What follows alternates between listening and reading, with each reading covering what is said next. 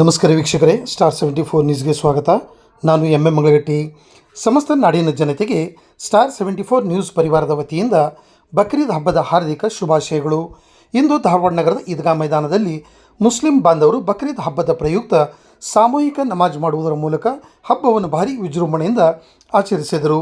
ಈ ಸಂದರ್ಭದಲ್ಲಿ ಅಂಜುಮನ್ ಸಂಸ್ಥೆ ಅಧ್ಯಕ್ಷರಾದ ಇಸ್ಮಾಯಿಲ್ ತಮಡ್ಗರ್, ಉಪಾಧ್ಯಕ್ಷರಾದ ಬಶೀರ್ ಅಹಮದ್ ಜಾಗೀರ್ದಾರ್, ಕಾರ್ಯದರ್ಶಿ ಸೈಯದ್ ಸರ್ಗಿರೋ, ಜಂಟಿ ಕಾರ್ಯದರ್ಶಿ ಶಫೀಕ್ ಕಳ್ಳಿಮನಿ, ಖಜಾಂಚಿ ರಫೀಕ್ ಶಿರಹಟ್ಟಿ ಹಾಗೂ ಸದಸ್ಯರು, ಧರ್ಮ ಗುರುಗಳು ಹಾಗೂ ಸಮಸ್ತ ಮುಸ್ಲಿಂ ಬಾಂಧವರು ಉಪಸ್ಥಿತರಿದ್ದರು.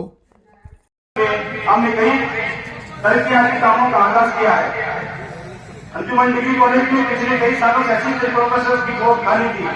हमारे कोशिशों से सरकार की जानिब से 6 पोस्ट की मंजूरी मिल गई. अब इनका तकल्लुफ भी हो गया.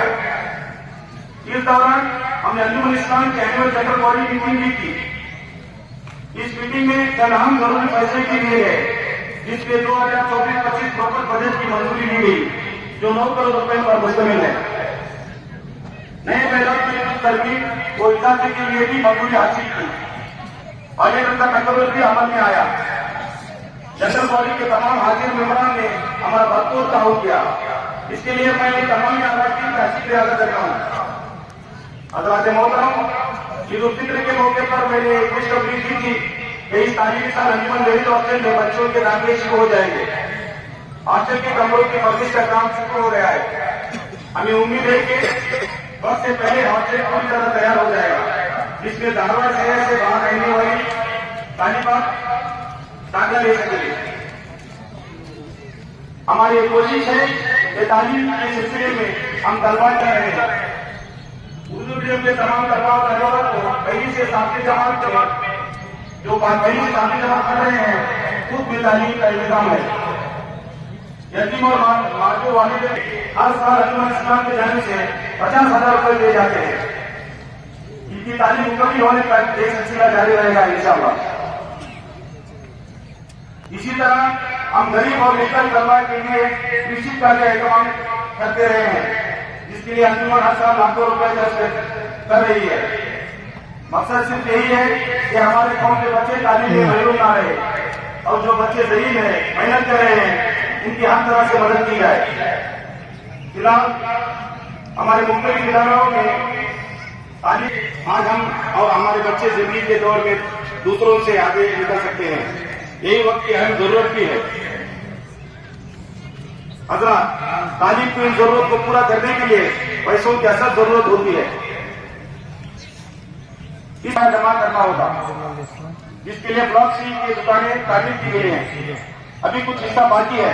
इसके तामीर के बाद आमदनी में और इजाफा होगा और हम नई तालीमी प्रोसेस शुरू कर सकेंगे. नहीं बल्कि भारत में भी बनाए जाने की कार्य होगा. इसके लिए हमारी मजलिस आमिना, मजलिस इंतजामिया और आप तमाम का हर कदम साथ मिले, तभी हम हमारे मकसद पहुंचाई, ताकि आपका एक नुमाइंदा सरकार में हो, जिससे कौम मिल्लत और शहर धारवाड़ का मसाइल हल हो. लेकिन हम और आप इसमें कामयाब नहीं हुए, मगर हमने उम्मीद का दामन नहीं छोड़ा है. इंशाअल्लाह आने वाले दिनों में हम जरूर कामयाब होंगे. जाती हाल में नमाज का इंतजाम किया गया है, जहाँ पर कुर्सियां रखी गई है. जल्द जल्द आगे बढ़िए.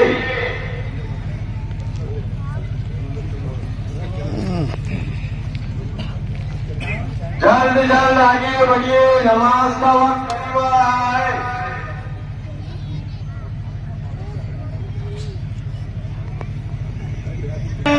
ज्यादा के इमाम के मेरा करो पैरन शरीफ के अल्लाह कहकर हाथ बांध लीजिए और खड़ा बढ़िए. ಅಪೋಸಿಟ್ ಬಿಸಿಲು ಆಗತ್ತಲ್ರಿ ಸರ್, जब इमाम ಸ್ಕ್ರೀನ್ ಎಲ್ಲ ಬ್ಲಾಕ್ ಆಗಿರ್ಬೋದು. कान जरूर प्रकाश कर हाथ जोड़ दीजिए. आगे बढ़िए.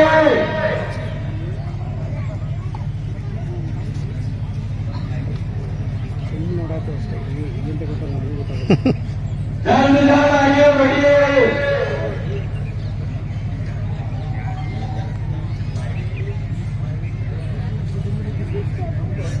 जल्द से जल्द आगे बढ़िए।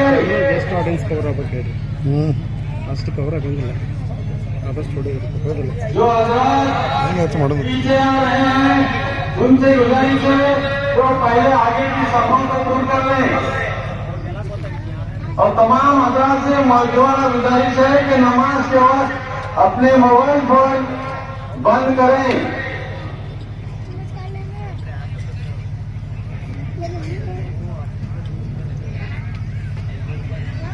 जल्द से जल्द आगे बढ़िए।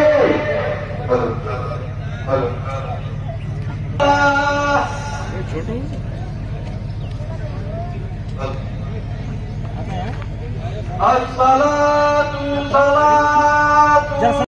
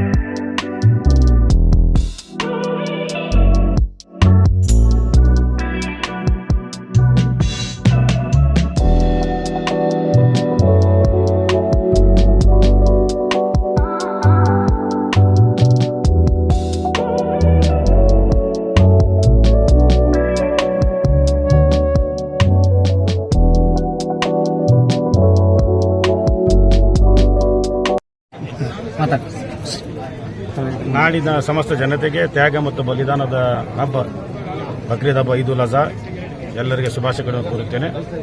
ಇದು ತ್ಯಾಗ ಮತ್ತು ಬಲಿದಾನದ ಸಂಕೇತದ ಹಬ್ಬ. ತ್ಯಾಗ ಬಲಿದಾನ ಅಂದ್ರೆ ಎಲ್ಲ ರೀತಿಯ ತ್ಯಾಗ ಬಂತು. ರಾಜಕೀಯ ತ್ಯಾಗ ಇರ್ಬೋದು, ದುಶ್ಚಟದ ತ್ಯಾಗ ಇರ್ಬೋದು, ಎಲ್ಲ ರೀತಿಯ ತ್ಯಾಗ ಮಾಡಿ ನೀವೇನು ಮಾಡ್ತಿರಲ್ಲ ಅದಕ್ಕೆ ದೇವ್ರ ಮೆಸ್ತಾನ ಅಂತ ಇದರ ಹಬ್ಬ. ಈ ಬಕ್ರೀದ್ ಅಂದ್ರೆ ಎಲ್ಲರೂ ಏನು ತಿಳ್ಕೊಂಡ್ರೆ ಬರೇ ಕುರಿ ಕೊಟ್ಟರು ಇದು ಕೊಟ್ಟರು ಅದು ಬಕ್ರೀದ್ ತಿಳ್ಕೊಂಡು ಅದಿಲ್ಲ, ಅದು ಅಷ್ಟೇ ಇಲ್ಲ. ತ್ಯಾಗ ಮತ್ತು ಬಲಿದಾನ ನಿಮ್ದು ಏನು ಇದಿದೆಯಲ್ಲ, ದೇವ್ರಿಗೆ ನಿಮ್ಗೆ ಏನು ಬಿಟ್ಟರೆ ದೇವ್ರಿಗೆ ಪಸಂದ್ ಆಗುವಂಥ ವಸ್ತು ಇದೆಯಲ್ಲ, ದುಶ್ಚಟಗಳಿರಲಿ ಮತ್ತು ಏನಾರು ಒಂದು ಯಾರಿಗಾರು ತ್ಯಾಗ ಮಾಡಿ ಏನಾರು ಒಂದು ಆಸ್ತಿ ಕೊಡೋದಿರಲಿ, ಏನಾರು ತ್ಯಾಗ ಮಾಡ್ತಾರಲ್ಲ ಅದಕ್ಕೆ ದೇವ್ರ ಮೆಸ್ತಾನ ಅಂತ ಹೇಳುವಂಥ ಸಂಕೇತದ ಹಬ್ಬ ಇದು. ಅದಕ್ಕೆ ತ್ಯಾಗ ಬಲಿದಾನ ಇಸ್ಲಾಂ ಧರ್ಮ ಒಳಗೆ ಬಹಳ ಮಹತ್ವದ ಇದೆ ತ್ಯಾಗ ಬಲಿದಾನ.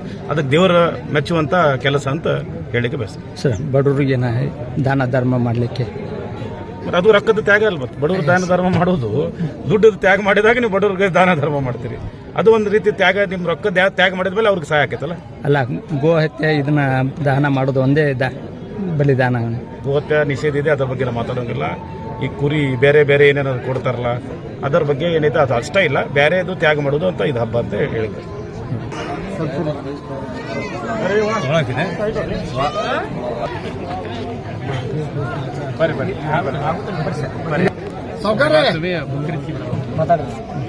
ನಾಡಿನ ಸಮಸ್ತ ಬಾಂಧವರಿಗೆ ಬಕ್ರೀದ್ ಹಬ್ಬದ ಶುಭಾಶಯಗಳನ್ನು ಕೋರುತ್ತಾ, ಈ ಬಕ್ರೀದ್ ಹಬ್ಬವು ನಾಡಿನಲ್ಲಿ ಶಾಂತಿ, ಸಮೃದ್ಧಿ ಹಾಗೂ ಎಲ್ಲರ ಬಾಳಿನಲ್ಲಿ ಬೆಳಕಿನಲ್ಲಿ ತರಲಿ ಅಂತ ಇವತ್ತು ನಾವು ಈ ಈದ್ಗಾ ಮೈದಾನ ಎಲ್ಲ ಮುಸ್ಲಿಂ ಬಾಂಧವರು ಸೇರಿ ಅಲ್ಲಾಹನಲ್ಲಿ ಪ್ರಾರ್ಥಿಸಿವೆ. ಆಮೇಲೆ ಈ ದೇಶದಲ್ಲಿ ಒಳ್ಳೆಯ ಮಳೆಯಾಗಿ ರೈತರ ಬೆಳೆ ಉಜ್ವಲ ಆಗಲಿ, ಒಳ್ಳೆಯ ಬೆಳೆಯಾಗಿ ದೇಶದ ಅಭಿವೃದ್ಧಿ ಆಗಲಿ, ದೇಶದಲ್ಲಿ ಅನೇಕ ಸಮಸ್ಯೆಗಳನ್ನು ದೂರ ಆಗಲಿ, ದೇಶದಲ್ಲಿ ಶಾಂತಿ ಕಾಪಾಡಿಕೊಂಡು ನಾವೆಲ್ಲರೂ ಬಾಂಧವತ್ವವನ್ನು ಬೆಳೆಸ್ಕೊಂಡು ಈ ದೇಶಕ್ಕೆ ಒಂದು ಇಡೀ ಜಗತ್ತಿಗೆ ಒಂದು ಮಾದರಿ ದೇಶವಾಗಿ ಮಾಡಬೇಕಂತ ಇವತ್ತು ನಾವೆಲ್ಲರೂ ಈ ಈದ್ಗಾ ಮೈದಾನ ಕುಂತು ಅಲ್ಲಾಹನಲ್ಲಿ ಪ್ರಾರ್ಥಿಸ್ತೀವಿ. ಬಕ್ರೀದ್ ಹಬ್ಬ ತ್ಯಾಗ ಬಲಿದಾನದ ಹಬ್ಬ. ಇದು ತ್ಯಾಗ ಮಾಡಬೇಕು, ಬಲಿದಾನ ಮಾಡಬೇಕು, ಹೆಸರಿನಲ್ಲಿ ಬಲಿದಾನ ಕೊಡುವಂಥ ಹಬ್ಬ ಇದು. ಈ ದೇಶದಲ್ಲಿ ನಾ ಎಲ್ಲ ಬಾಂಧವರು ಹಾಗೂ ಹಿಂದೂ ಬಾಂಧವರು ಎಲ್ಲರೂ ಬಂದಿದ್ದೇವೆ. ದೇಶದಲ್ಲಿ ಶಾಂತಿ ನೆಲೆಸಲಿ. ಈ ಹಬ್ಬದ ಮುಖಾಂತರ, ಈ ಹಬ್ಬದ ನಂತರ ನಾನು ಎಲ್ಲ ದೇಶದ ಜನತೆ, ದೇಶದ ನಾಗರಿಕರಿಗೆ ಶುಭಾಶಯ ಕೋರ್ತೇನೆ. ದೇಶದಲ್ಲಿ ಶಾಂತಿ ನೆಲೆಸಲಿ, ಎಲ್ಲರೂ ಕೂಡಿಕೊಂಡು ಹೊಂದಿಕೊಂಡು ದೇಶ ಮುಂದೆ ಸಾಗಲಿ ಅಂತ ಹೇಳಿ ಬಯಸ್ತೇನೆ. ಧನ್ಯವಾದ. अस्सलाम वालेकुम रहमतुल्लाहि व बरकातहू। आज हम अंजुमन इस्लाम के ईदगाह के मैदान में ईद दुआ की नमाज बहुत ही पुरसकून अंदाज में और मोहब्बत और आफियत के साथ अल्लाह ताला के सामने सर खम सजदा होके हमने अपनी वाजिब नमाज को अदा किया और बहुत ही पुरसुकून अंदाज में हमने इस ईद को मनाने की कोशिश की। आज के दिन में हम लोगों को एक संदेश देना चाहते हैं कि अमन अमान और भाईचारा कायम रखें और जो कुर्बानी का जो मतलब है, कुर्बानी यानी सैक्रिफाइस यानी बलिदान हम जो देते हैं वो अपने का मतलब अपनी जो चाहत की चीज है, अपनी मोहब्बत की चीज है, हम कुर्बान करते हैं और उसका अजर अल्लाह ताला और हमारा परवरदिगार हमको उसको वापस देता है वो मैनिफोल्ड के इसमें। तो हम इस आज की तकरीब में हम चाहते हैं कि अल्लाह ताला जिसको इज्जत देना चाहता है, जिसको जिल्लत देना चाहता है उसको जिल्लत देता है और जिसको सल्तनत देना चाहता है सल्तनत दे देता है, किसी को सल्तनत छीन लेना चाहता है तो सल्तनत छीन लेता है। तो सभी कुछ के हाथ में है। तो आज तकरीब हम जितना भी कुछ कुर्बानी करे हैं वो चीज अल्लाह ताला तक पहुंचती है नहीं, ये कब कैसे मालूम होगा कि हम जब कुर्बानी को देखेंगे और उसका अजर देखेंगे तो वो चीज वहां तक पहुंचेंगे नहीं, लेकिन हमारा दिल छई वो वहां तक पहुंचेगी और लोगों में उसका फायदा पहुंचेगा। यही आज की कुर्बानी का और सैक्रिफाइस दिन है। सबको हम ईद मुबारक कहते हैं।